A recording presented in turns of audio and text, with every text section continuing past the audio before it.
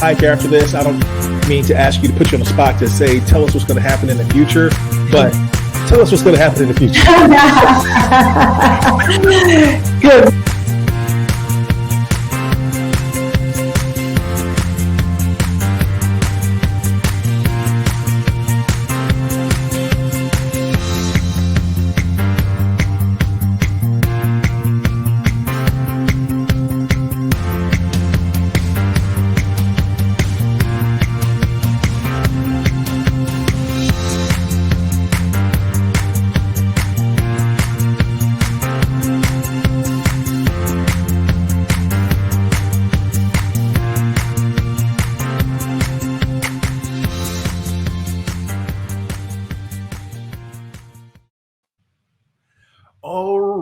Everyone, welcome to the Keep Leading live stream. This is the video version of the Keep Leading podcast.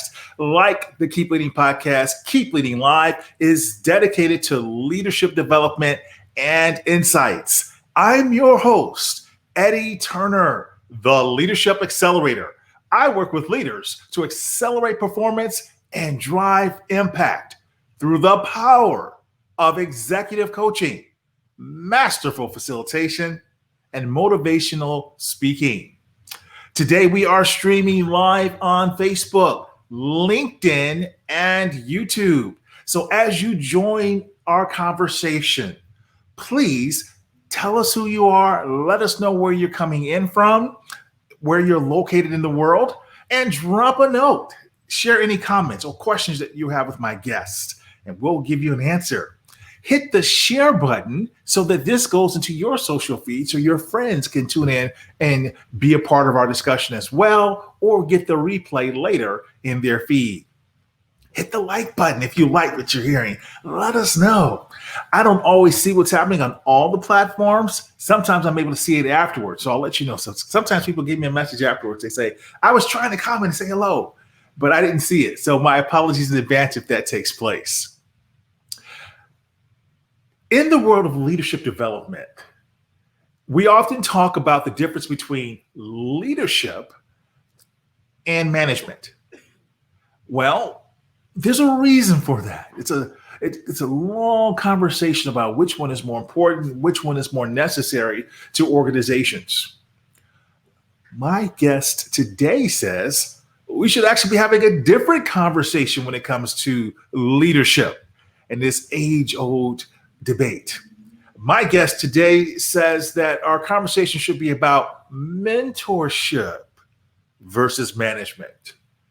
So we're going to talk about mentorship versus management with my guest today, who is one of the leading authorities on workplace development and employee retention.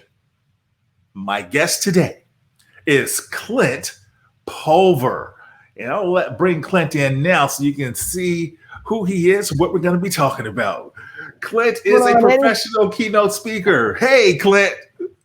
Clint is a professional keynote speaker. He's an author, a musician, a pilot, in addition to being a workforce expert. And he's known as being the leading authority on employee retention because of the organizations he's transformed, big brands that he's worked with. And he's known as the Undercover Millennial. So we'll talk about that with Clint. Clint is also an Emmy Award winner for his short film, Mr. Jensen. So we got a lot to talk about as we unpack this topic. So Clint, welcome to Keep Leading Live. Thank you, Eddie. I'm honored to be here. I appreciate you throwing this on and inviting me to be on the show. It means a lot. It's an honor to have you. And Clint, I got to tell you, the company you're in, I've done less live shows this year because of just different things going on. The first guest I did this year was Alex Fasulo. She talked about how we can earn six figures on Fiverr because she's made over $1 million on Fiverr. The next guest I had was the amazing Dory Clark. So now you're following in two big shoes there, Clint. Very big shoes. I told you before, we're scraping the bottom of the barrel now, having me on the show. Not hardly, but just great folks to talk to live. And so Tell our listeners a little bit more about you and your amazing background. Yeah, so for the last 4.5 years, I have worked as the Undercover Millennial. It's kind of like Undercover Boss without the makeup. I would go undercover into organizations as a millennial. I'm a millennial by age, and I would walk into a retail store or a hospitality chain or a food and beverage outlet, and I would just go up to the first person that I saw, and I'd wear a backwards hat. I had a hoodie on. I was just a normal customer, and I'd walk up to the first person, and I would say, "Hey, I'm just curious, what's it like to work here? I'm just thinking about applying." And the employee would get all quiet. They'd look around. It felt like an illegal drug exchange. And then they would tell me everything from the good to the bad, what they loved, what they hated, if they would recommend it, if they wouldn't. And I have done that for an extensive amount of time now. We've worked with 181 organizations, and undercover, I have interviewed over 10,000 employees. And wow. The uniqueness about it is it was real. It was authentic. It wasn't done through a survey. It wasn't, some one-on-one management meeting where they collected data on what their employees wanted from them. I created an environment simply based off of my age where employees could speak their truth. Mm-hmm. They didn't know they were speaking their truth, but that's how we got the honesty. And in doing so, we've created some real and authentic data. And the magic, Eddie, behind how all of this worked was not when an employee was dissatisfied with their job. Like that wasn't the cool part. The magic was when I would walk up to an employee and say, "Hey, I'm just thinking about applying. What's it like to work here?" And the employee would respond with, "I love it here. I love my job. I love what we do. You got to meet my manager, Susie. Oh, Susie's the best. You should meet our other teammates." And then I'd go and meet the other teammates, and they would have the same response. And that would trend in an organization. And to figure out why, what were those great leaders doing to create organizations that their people never wanted to leave? And we decided to write a book about it, and I titled it, "I Love It Here." And it is based off of the research that I've conducted as the Undercover Millennial and how great leaders can replicate that and create loyalty that lasts, influence that means something, and higher retention rates. Create a workplace where people don't just survive at work, but they actually thrive. I love it here. What a great title for a book. And thanks. That's why we titled it that, because that was the number one phrase that employees would say. Now, it didn't happen as much as I wish it would have happened, but when it did happen, it was that response. I love it. That's what I was going to ask you. What was the percentage as you're working as the undercover millennial of people, as you said, it was almost like a drug deal, asking them, let me tell you the truth as long as somebody's looking. What was the percentage of folks who, when they gave you the unfettered truth, really did love it here versus, oh boy, let me tell you? Yeah, so out of the 10,000 employees that we have interviewed, only 30% said they loved their job. Yeah, unfortunately. So yeah, we need more of it. It's at a place, think about it. And we're coming into a weird time, in Q3 and Q4 of 2021, where a lot of people are reconsidering their places of work. There's going to be a mass exodus. There's going to be a drove of people. It's already happening because the job that they work in now, for most companies and most jobs, it doesn't look the same as it did in 2019. And we've done research during COVID-19, and it's been really interesting to see because employees have really talked about two things as we're coming out of the pandemic. Number one, they remember how they were treated during the chaos. And I saw some pretty horrific things that leaders did, Eddie, during a time of turmoil. I also saw some beautiful things that leaders did in a time of hardship. But nonetheless, they remember. And as we're coming out of this, they look back on the last year and a half and decide, okay, is this really where I want to be? And number two, they've all had time to think. Employees have had time to think. Does my job today look the same as it did in 2019? A lot of people are taking on twice the workload. They're getting cut on their pay. They're realizing, oh my gosh, I can live in Colorado and work in New York City and make twice as much and save twice on rent. And so the market is changing, and I'm hearing it constantly from leaders and executives, HR directors, managers. They're having a hard time hiring people. They're having a hard time finding people. They're having a hard time competing.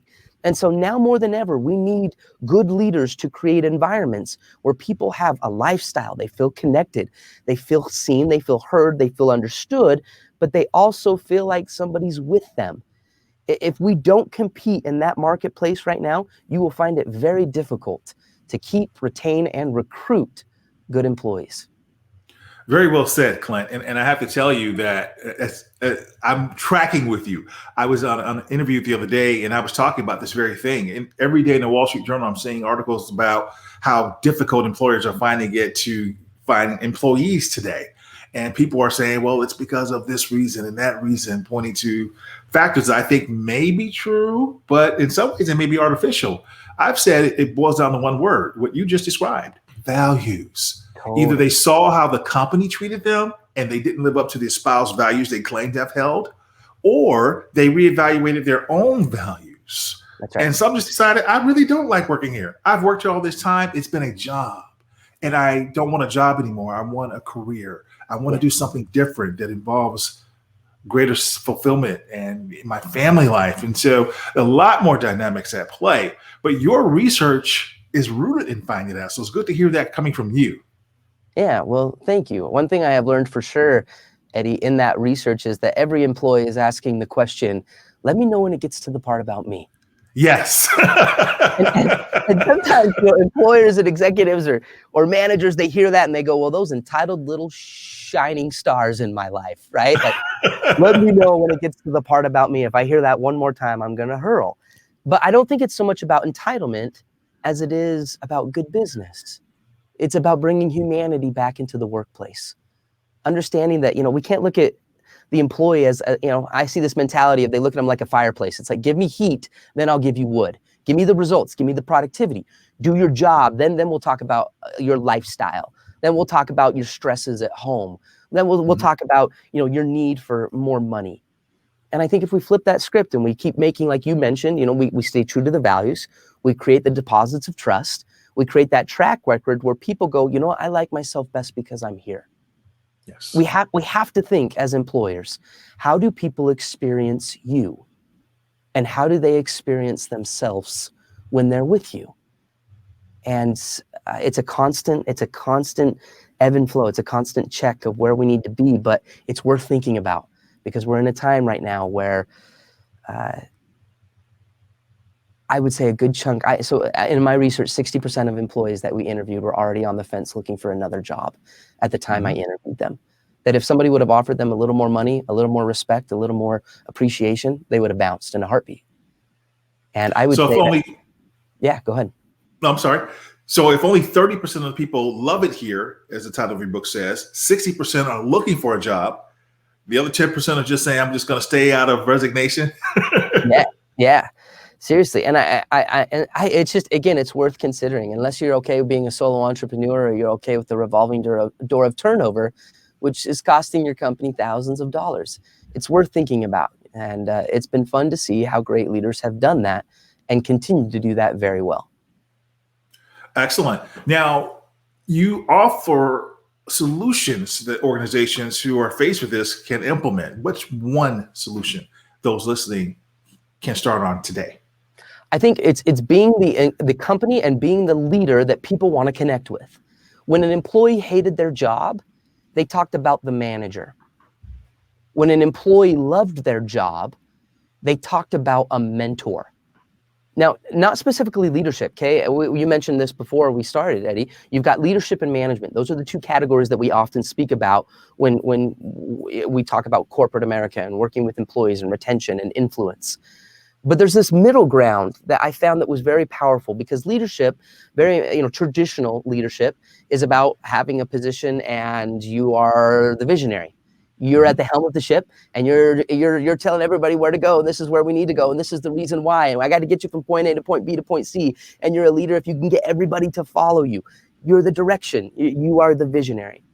Management is all about making sure that there's no holes in the ship, making sure we're efficient, we're effective, we can get there quicker and faster, stay productive.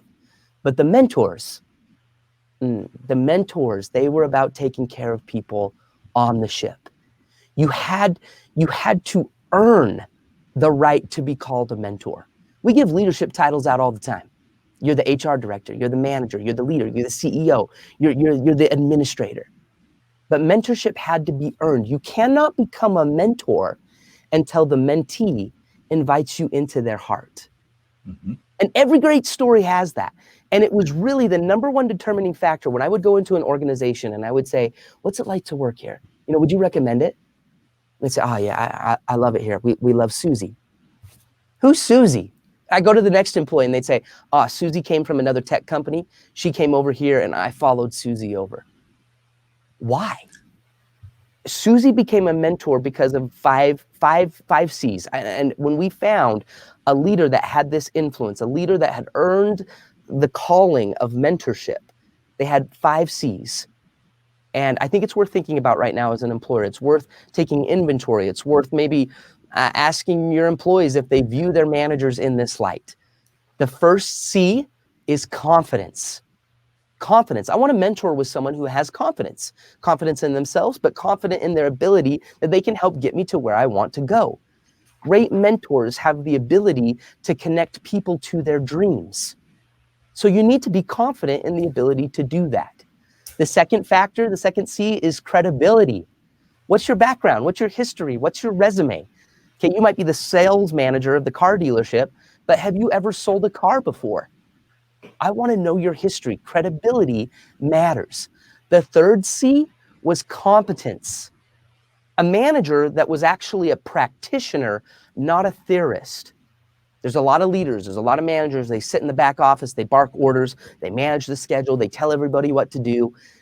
That's not building a mentorship mentality. That's not proving to your employees that you live and breathe and eat and sleep and drink the thing that you're trying to teach them on how to perform, on what to do, on how to get them to where they want to go. The fourth C was candor. Candor. They had the ability to create relationships so strong that honesty could exist. I want to mentor with somebody that's going to give it to me straight. You know, if I'm doing a good job, they're honestly going to tell me. If I'm struggling at a few things, they're honestly going to tell me, but they've made those deposits of trust, which has allowed them to make those withdrawals. We can have candid conversations. And the fifth C is the ability to care. Excellent. So mentorship must be earned. I love that. And Absolutely. you have given us 5 C's that are the way a mentor can earn that. Give us those, just summarize them by name one more time. Yeah, so you've got to have competence, you've got to have confidence, you've got to have credibility, you've got to have candor, and the ability to care. And the ability to care. We need a more caring world today, especially post-pandemic. Absolutely. And we need advocates, not just developers. You know, there's a lot of good managers that are all about developing a person. The advocacy. Advocates that can help develop us. You happen to have someone who was your advocate that helped develop you, Clint. And if I'm not mistaken, that's how you earned your Emmy. Tell us about that. I was the kid, Eddie. When I was in school, I struggled to hold still. I still have a hard time sitting still. I would just move all the time. I would constantly tap. My right hand would tap, my left hand would tap. And obviously, if you're sitting in a room and someone's clicking a pen or they're tapping their foot, you're like, I swear, if you do it one more time, you know, something's going to blow up. And I got nicknamed, I got teased. They called me the twitcher, the tapper. Even the teachers would constantly yell at me, young man, I need you to sit still. Young man, sit on your hands. Stop tapping. Wow. And it happened again and again and again until one day there was a teacher and his name was Mr. Jensen. And he looked at me as I was tapping in class and he said, young man in the back, he said, I need to speak to you. We're going to have a conversation. And I'm thinking in my mind, like, I'm getting kicked out of school as a 10-year-old. And all the other kids are like, oh, you are in so much trouble. The bell rings, class dismissed, everybody leaves. It's a completely empty room, minus Mr. Jensen and me. And he calls me to the back, sits me down, and he says, listen, he said, Clint, you're kind of the kid that's on the list. You know, you're kind of the problem kid. You tap in my class and you tap in everybody else's. I know you get teased, you get bullied. He said, but I've watched you though. And I sit back and it's crazy. He said, you'll take a pen and you'll start writing with your right hand and then you'll tap with your left hand. He said, and then all of a sudden you'll switch the pen and you'll start writing with your left hand and you'll tap with your right hand. And he looked at me and he said, I think you're ambidextrous. And I was like, no, I'm Presbyterian. He said, no. He said, no. No, he said, that's not what it means. He said, can you tap your head and rub your belly at the same time? And I said, yeah, I could do it fairly well. And he said, can you switch it? Can you rub your head and then tap your belly? And Eddie, back and forth without thinking about it, I could do it. And Mr. Jensen sat back in his chair and he looked at me and he said, I don't think you're a problem. I just think you're a drummer. And, another thing that I've learned, Eddie, is in life, we don't really remember days, we remember moments. Great leaders have the ability to create moments in the lives of people where they do like themselves best because they're with them, or a moment that represents possibility and potential and worth. Moments matter. That's what they talk about. And in this moment, Mr. Jensen, the old teacher, he leaned back in his desk and he opened up the top drawer and he reached inside and he took out my very first pair of drumsticks. How about that? My very first pair. And changed my life. He changed your life because he saw in you what other people didn't see. Absolutely. And he took what everybody deemed a problem and he turned it into an opportunity. So I want everyone who's listening to our episode to really think about that, Clint. How many times has it happened to you, viewer, who's tuned in with us right now, where someone deemed you with a negative word or phrase because they couldn't see into you or I?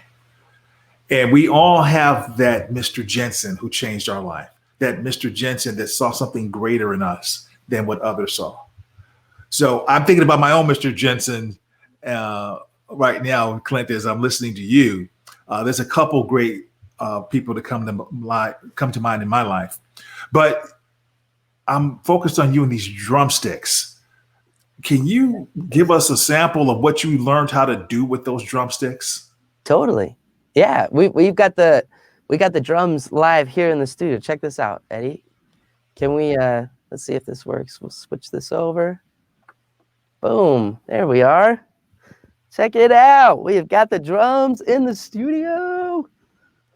Let's see if this works here. Cool. It's working. Awesome. All right, we're gonna throw down here for a minute. And it looks serious. Yeah, it is. It's time to get crazy. Let's rock it out. Now, hang on. Before I do, Eddie, I want to dedicate this to everybody that's watching. And right now, there's two types of people in this world. There are people that constantly see the problems. They constantly see the issues. It doesn't matter how great or how wonderful it is. They will constantly see the negative. And then there's the people that constantly see the good. They choose to see what's right in individuals, in their company, in their coworkers, in their homes, in their spouses. And when we do that, when we focus on the good, you set yourself up to create a better story, not only in your own life, but in the lives of other people. So I dedicate this to that possibility.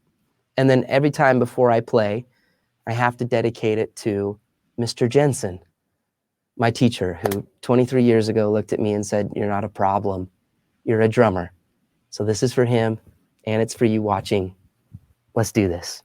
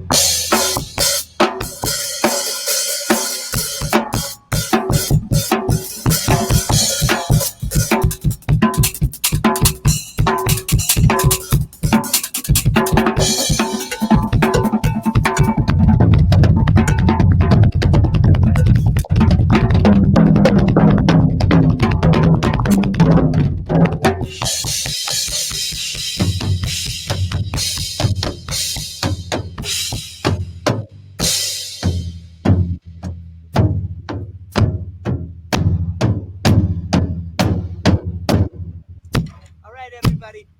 Clap your hands. Here we go.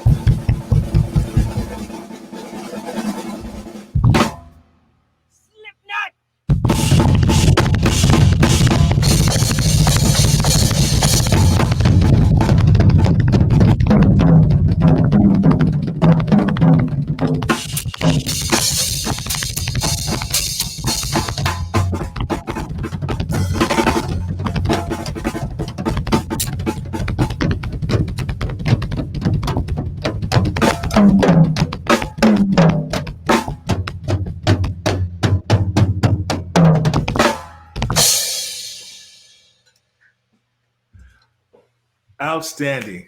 Outstanding, Clint. Way to go.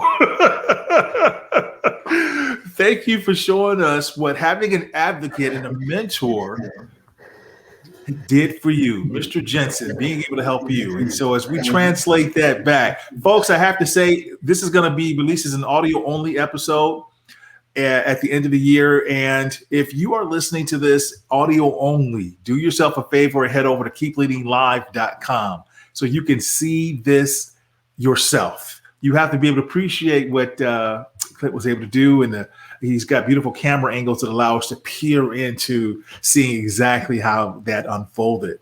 So yes, it really takes it and brings it to life, the concept of having an effective mentor and how they help us to see beyond ourselves. Totally. He changed my life. Whew, I'm out of shape. I don't know about you. I'm not calling this the pandemic. This has been the poundemic for me. Holy moly. Oh man, we won't talk about that. Oh, I got a story on that. It's real, right? It is real. Yes, it's going to take me another year to recover. Yeah. But again, all because just somebody believed in me, right? Somebody created a moment. Someone advocated for me, and it changed everything. My life has been a completely different and better story because somebody just chose to see the opportunity. And I owe him a lot. And has Mr. Jensen been able to, or other faculty from that time period of your life, been able to see what you've become as a result? Absolutely. So Mr. Jensen is still a major, major part of my life. He's still alive. Call him Larry. Let's see if I can pull this up real quick. This will be fun. There he is. There's a picture of me and Mr. Jensen. Oh, that's wonderful. And I asked him 4 years ago. I said, Larry, why me? Why was I the kid that got the drumsticks? And he simply said, he said, I'll tell you why. He said, I chose one kid every term, every semester. He said, I learned early on as an educator that I couldn't save every kid, but I could save one. And you were the one. And he said, every morning I woke up, I wiggled my toes. I knew I was alive as a teacher, and I went to work for one kid. And some people are like, well, what is this? The starfish story? Yeah, kind of. It kind of is. And I think that's how we create the greatest amount of influence. Isn't that beautiful? It's individual. It's one-to-one. It's creating those little moments. It's those small little efforts, Mother Teresa said it might just seem like a drop in the bucket, but at least it's a drop in the bucket. And it is, little by little. And it ripples. A little becomes a lot. Yeah. Yes. Excellent. Educators are not paid enough. I firmly believe that we have great educators that we don't really fully sometimes as a society appreciate the value that dedicated, hardworking educators bring to the classroom. It's more than that instructional, the instruction they deliver from the book. Right. But it's those little things like what happened with you, those little moments that transform a lifetime. We don't know who this person is because LinkedIn didn't share the name with us, but we did have one person that chimed in and said he loved your use of poundemic. Said that's brilliant. They're coming to us from Virginia. So thank you from LinkedIn in Virginia. Well, listen, Clint, what's the most important lesson you would love for our listeners to take away from our conversation today? I think at the end of our life, we'll be surrounded by two things. We'll be surrounded by the woulda, shoulda, couldas, or the do it, did it, done it's. And something I've always strived to remember in my life is that it's not about being the best in the world. It's about being the best for the world. There's a very big difference between success in leadership and significance in leadership. Okay. And to be honest with you, Eddie, I don't really remember a lot of what Mr. Jensen ever taught me. But one thing is for darn certain, I will never forget the drumsticks. We don't forget the moments. That's how great leaders become legendary. They become lasting. You know, if I were to ask you to tell me who the last 3 NFL MVPs were, or who are the last 2 Academy Award winners for Best Actor, or who are the last 2 Miss Americas, like most people have no clue. But yet we would deem those people to be successful or wealthy or popular or prestigious or millions of followers on their social media platforms. But nobody knows who they are. Isn't that something? But then when yeah. And then just like you instantly recalled when I was telling the Mr. Jensen story, tell me the name of a teacher that made a difference in your life. You instantly remember them. Tell me the name of a coworker or somebody in your work life who's made your story better. You remember those people because they remembered you. They got to the part about you. They became significant, not just successful. It's not about being the best in the world. It is about being the best for the world. Not about being the best in the world, but being the best for the world. And we won't say that you don't remember what he taught you because he wasn't a good teacher. But as Maya Angelou would say, it's because people won't necessarily remember what we've said, but they'll never forget the way we made them feel. Amen. And so, yes, absolutely. Now, I know who the mysterious person was. LinkedIn didn't push it over, but I'm learning that that's Lisa Norell. She's amazing. She's one of my future guests. We've actually captured the episode, and I can't wait to release it. I haven't gotten it back from the engineering team yet, but she's amazing. She's one of Marshall Goldsmith's 100 coaches. And so, Lisa, thank you for chiming in on our discussion. And we can't wait to have you as well. So good. Clint, you've given us a lot to think about. You've given us the 5 C's. We now know about your book. I love it here to go pick that up. But tell us, where can we learn more about you and be able to follow you? Yeah, connect with me on Instagram. I love Instagram. It's a great platform. My website is another great place, clintpulver.com. And you can find the book on Amazon and Goodreads, Barnes & Noble, all the places. All right, excellent. Well, I'm going to encourage everyone who's listening to the audio version, everyone who's tuned in to seeing us in person here, go follow Clint Pulver. He's doing amazing work. We didn't get a chance to talk about him being a pilot and his keynote speeches and what he's doing to light up audiences around the world. In fact, one of NSA's Hall of Fame speakers, the National Speakers Association has Hall of Fame speakers, Jason Hewitt, said something glowing about Clint Pulver. And if Jason Hewitt speaks glowingly about him as a keynote speaker in front of thousands of people, that means he's the real deal for sure. So follow him, book him for your organization, pick up his book. And Clint, I just want to thank you for being here and explaining the difference between mentorship and management, the impact it has, so that we all can keep leading. Thank you, Eddie. That concludes this episode, everyone. This is Eddie Turner, the Leadership Accelerator, reminding you that leadership is not about our title or our position. Leadership is action. Leadership is an activity. It's not the case of once you're a leader, you're always a leader. It's not a garment that we put on and take off. We must be a leader at our core and allow it to emanate in all we do. So whatever you're doing, always keep leading.